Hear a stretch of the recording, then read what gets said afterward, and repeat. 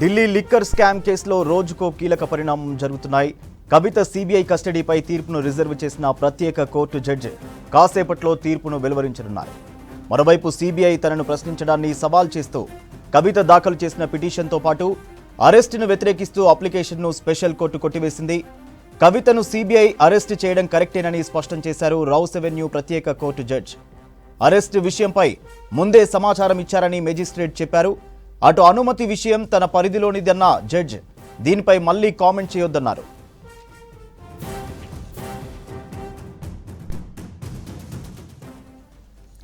ఇక అంతకు ముందు కవిత అరెస్టుపై స్పెషల్ కోర్టులో వాదనలు జరిగాయి. కవిత తరఫు న్యాయవాదులు వాదనలు వినిపించారు. జ్యుడిషియల్ కస్టడీలో ఉన్నప్పుడు కోర్టు అనుమతి లేకుండా అరెస్టు చేయడం కుదరదన్నారు. సిబిఐ అధికారులు నిబంధనలు పాటించలేదన్నారు కవిత తరఫు లాయర్లు. అయితే అరెస్టుకు ఒకరోజు ముందే సమాచారం ఇచ్చామన్నారు సిబిఐ అధికారులు. ఫోన్లో ఆమె భర్తకు సమాచారం విషయం తెలిపామన్నారు. అటు రాత్రి 10:30 గంటలకు జైలు అధికారులు తనకు విషయం చెప్పారన్నారు కవిత. తన భర్తకు ఫోన్ చేసి మాట్లాడినట్లు తెలిపారు.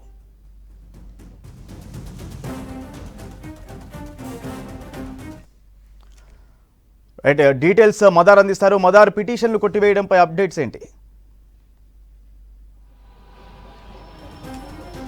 సూర్య, రెండు పిటిషన్లను కూడా రౌస్ అవెన్యూ కోర్టు కొట్టేసింది. రెండు పిటిషన్ల విషయంలో కూడా కవితకు ఊరట దక్కలేదు. ఇక కస్టడీ అనివార్యమయ్యేటువంటి అవకాశాలు ఎక్కువ కనపడతా ఉన్నాయి. కస్టడీకి ఇచ్చేటువంటి అంశాలకు సంబంధించి 5 రోజుల కస్టడీ అయితే సిబిఐ అడిగింది. 5 రోజులు ఇస్తారా లేకపోతే 3 రోజుల కస్టడీకి ఇస్తారా అనే దానిపైన మరి కాసేపట్లోనే ఒక స్పష్టత అనేది రాబోతా ఉంది. ఇప్పటికే రెండు వర్గాలకు సంబంధించిన కవిత తరపు వాదనలు అలాగే సిబిఐకి సంబంధించినటువంటి వాదనలు ముగిశాయి. తీర్పును ప్రస్తుతానికి రిజర్వ్ చేశారు. మరి కాసేపట్లోనే కస్టడీకి సంబంధించినటువంటి అంశం పైన తుది తీర్పు అనేది కూడా రాబోతా ఉంది. ఇప్పటివరకు ఒకటి కవితను సిబిఐ ప్రశ్నించడాన్ని సవాల్ చేస్తూ దాఖలు చేసినటువంటి పిటిషన్తో పాటు అరెస్టు అక్రమం అంటూ దాఖలు చేసినటువంటి అరెస్టును రద్దు చేయాలంటూ దాఖలు చేసినటువంటి పిటిషన్ రెండింటిని కూడా కోర్టు కొట్టేసింది. ఇక తీర్పుకు సంబంధించి కూడా మరి కాసేపట్లోనే కస్టడీకి సంబంధించినటువంటి అంశం పైన తీర్పు అనేది కూడా రాబోతోంది. వాడివేడిగా అయితే వాదనలు జరిగాయి. సిబిఐ పలు సంచలనమైనటువంటి ఆరోపణలు చేసింది. రిమాండ్ రిపోర్ట్లో కూడా సుమారు 11 పేజీలతోటి రిమాండ్ రిపోర్ట్ను కూడా రిలీజ్ చేశారు. దాంట్లో చాలా సంచలనమైనటువంటి అంశాలను సిబిఐ ఆరోపించింది. ఎంటైర్ ఢిల్లీ లిక్కర్ పాలసీకి సంబంధించి సూత్రధారి అలాగే పాత్రధారిగా ఇద్దరు కవిత, అరవింద్ కేజ్రీవాల్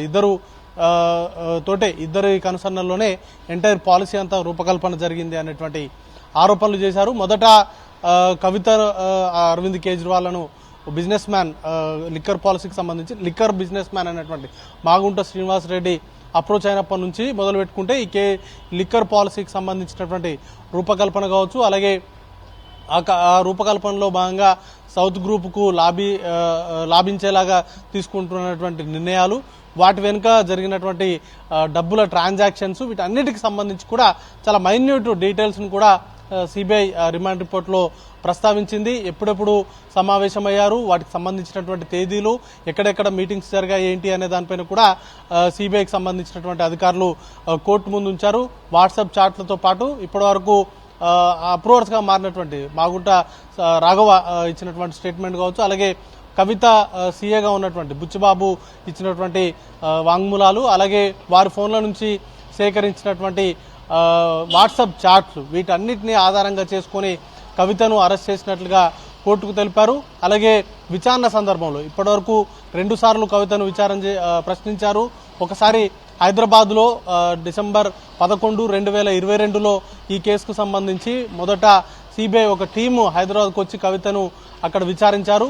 ఆ తర్వాత ఇటీవల కోర్టు జ్యుడిషియల్ కస్టడీలో ఉన్నటువంటి కవితను ఈ నెల 6వ తారీఖున ప్రశ్నించారు. ఈ 2 సందర్భాల్లో కూడా కవిత విచారణకు సహకరించలేదు, ప్రశ్నలన్నింటికి కూడా దాటవేసేటువంటి మిస్లీడింగ్ ఆన్సర్సే ఇచ్చారు అన్న కోణంలో ఆరోపణలు అనేది కూడా చేశారు. కాబట్టి ఒక 5 రోజుల కస్టడీకి ఇస్తే ఈ కేసుకు సంబంధించి మరిన్ని వివరాలు అనేది కూడా రాబట్టాలి. అలాగే ఇతర నిందితులు ఇచ్చినటువంటి స్టేట్మెంట్స్ కావచ్చు, అలాగే అప్రూవర్స్గా మారినటువంటి వ్యక్తులు ఇచ్చినటువంటి స్టేట్మెంట్స్కి సంబంధించి కన్ఫెషన్ స్టేట్మెంట్స్ ఏవైతే ఉన్నాయో వాటిపైన కవితను ప్రశ్నించాలి అనేటువంటి అంశాలను కోర్టు దృష్టికి తీసుకొచ్చారు.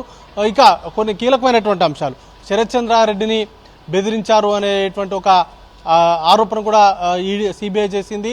గతంలో ఢిల్లీకి సంబంధించి లిక్కర్ పాలసీలో భాగంగా 5 జోన్లను శరత్ చంద్రారెడ్డి వారి కంపెనీకి వచ్చేలాగా చేయడంతో పాటు వాటితో వచ్చినటువంటి డబ్బులకు ఒక్కొక్క జోన్కి 5-5 కోట్ల రూపాయలు డిమాండ్ చేశారు. అవి ఇవ్వనందుకు అక్కడ బిజినెస్ చేయకుండా చేస్తామంటూ బెదిరించారు అనేది ప్రధానమైనటువంటి ఆరోపణ. వాటితో పాటు మహబూబ్ నగర్లో ఒక భూములకు సంబంధించినటువంటి వ్యవహారంలో కూడా సేల్ రేట్ చేసి అక్కడ నుంచి కూడా 14 కోట్లు తీసుకున్నారు అనేది మరొక ఆరోపణ.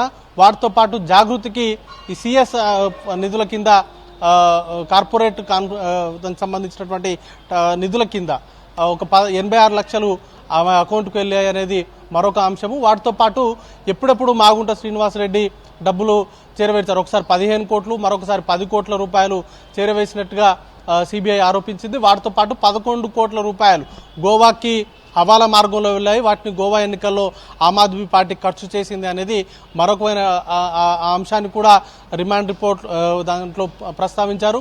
అలాగే విజయనగర్కు సంబంధించినటువంటి మీటింగ్స్ కావచ్చు, లేకపోతే అభిషేక్ బోయన్పల్లి సూచనల మేరకు కవిత పిఏగా ఉన్నటువంటి అశోక్ కౌశిక్ ఇచ్చిన భారీ మొత్తంలో డబ్బులను ఆమ్ ఆద్మీ పార్టీకి సంబంధించినటువంటి నేతలకు అందజేశారు అనేటువంటి అంశాలను వీటన్నిటిని కూడా రిమాండ్ సంబంధించినటువంటి కస్టడీ పిటిషన్లో సిబిఐ పేర్కొంది. అయితే ఇప్పుడు ఏవైతే సిబిఐ ఆరోపించిందో అవన్నీ కూడా ఎవిడెన్స్కి సంబంధించి వాటికి వాల్యూ లేనటువంటి ఎవిడెన్స్ని వాళ్ళు ఇచ్చారు. అవి కూడా ఎప్పుడో పాత స్టేట్మెంట్లను ఇప్పుడు వాటిని తీసుకొచ్చారు. అరెస్ట్ చేయాలనుకుంటే ఎప్పుడో చేయాల్సినటువంటి పరిస్థితి ఉంటే కానీ ఎప్పటి వరకు కూడా అరెస్ట్ చేయలేదు. అలాగే అరెస్ట్ చేసినటువంటి టైమింగ్ కూడా సరిగ్గా ఎన్నికల ముందు కావాలనే ఒక మాస్ లీడర్గా ఉన్నటువంటి నేతను అరెస్ట్ చేసి ఇబ్బందులు పాలు చేసేటువంటి ప్రయత్నంలో భాగంగానే అరెస్ట్ చేశారు. సెక్షన్ 41ని తుంగలో తొక్కేలాగా సిబిఐకి సంబంధించినటువంటి అధికారులు వ్యవహరిస్తున్నారంటూ కూడా కవిత తరపున వాదనలు అనేది కూడా వినిపించారు. ఒక కేసులో ఆల్రెడీ జ్యుడిషియల్ కస్టడీలో ఉన్నటువంటి వ్యక్తిని అరెస్ట్ చేయాలంటే కోర్టు పర్మిషన్ అవసరము, తప్పనిసరి. అలాంటి నిబంధనలు ఏవి కూడా పాటించలేదు అనేటువంటి అంశాలను కోర్టు దృష్టికి తీసుకొచ్చినప్పుడు జ్యుడిషియల్ కస్టడీ అంటే కోర్టు ఆధీనంలో ఉన్నారు. వాటికి సంబంధించినటువంటి ప్రశ్నించేటువంటి విషయంలో కావచ్చు, లేకపోతే అరెస్టుకు సంబంధించినటువంటి విషయాల్లో తన అనుమతి కోర్టు అనుమతి తీసుకున్న తర్వాతనే అరెస్ట్ చేశారు అనేటువంటి అంశాలను కోర్టు చెప్పింది. అరెస్ట్ సక్రమమే, అక్రమం కాదు, చట్టబద్ధంగానే నిబంధనలకు అనుగుణంగానే కవితను అరెస్ట్ చేశారనేటువంటి అంశం పైన క్లారిటీ ఇచ్చింది. ఇది అంశం పైన కౌంటర్లు వేయొద్దంటూ కూడా కవిత తరపు న్యాయవాదులకు సూచనలు చేసింది. సో చూడాల్సి ఉంటుంది కస్టడీకి సంబంధించి ఎన్ని రోజులు ఇవ్వబోతున్నారు అనేది. 3 రోజులు ఇస్తారా, 5 రోజులు ఇస్తారా? ఎందుకంటే 16వ తారీఖున కవిత బెయిల్ పిటిషన్కి సంబంధించినటువంటి రెగ్యులర్ వాదనలు 16వ తారీఖు నుంచి, రెగ్యులర్ బెయిల్కి సంబంధించినటువంటి వాదనలు 16వ తారీఖు నుంచి మొదలవబోతున్నాయి. ఇప్పుడు కనుక కవితను 5 రోజుల కస్టడీ కనుక సిబిఐ కస్టడీ కనుక ఇచ్చినట్లయితే రెగ్యులర్ బెయిల్కి సంబంధించినటువంటి పిటిషన్ వాదనలపైన దాని ఇంపాక్ట్ అనేది కూడా పడుతుంది. కాబట్టి ఆలోపు అంటే 3 రోజులు ఇస్తారా, 5 రోజులు ఇస్తారా అనే దానిపైన మాత్రం ఇంకా ఆసక్తి ఉంది. సూర్య, రైట్, థ్యాంక్ యూ మదార్.